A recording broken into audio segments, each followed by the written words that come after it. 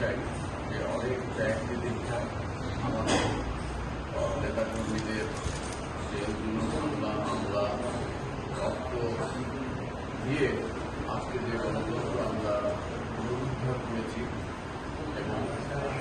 দেশে একটি নির্বাচিত ১৭ বছর পরে দেশে একটি নির্বাচিত সরকার আমরা প্রতিষ্ঠিত করতে পেরেছি। এই জন্য আমরা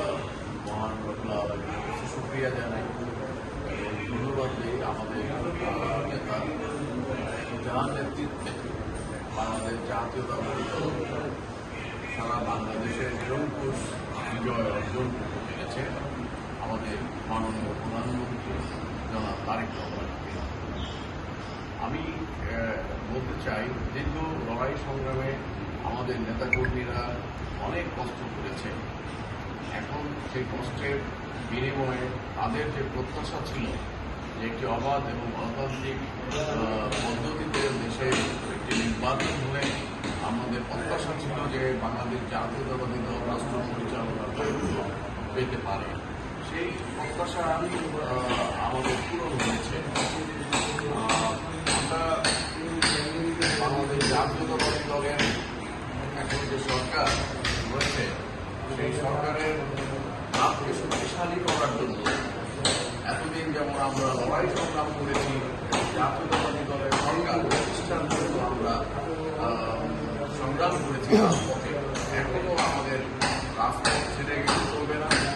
আমাদের রাজপথও থাকতে হবে। পাশাপাশি সরকার পরিচালনায় সরকার সহযোগিতা প্রদান করতে হবে এবং সরকারের যে উদ্দেশ্যগুলো রয়েছে ৩১ দফা বাস্তবায়নে সেই উদ্দেশ্যগুলো যেন যথাযথভাবে বাস্তবায়ন করতে পারে সরকার উদ্যোগ গ্রহণ করেছে। ৩১ দফা বাস্তবায়নে আমাদের প্রত্যেকটা নেতাকর্মী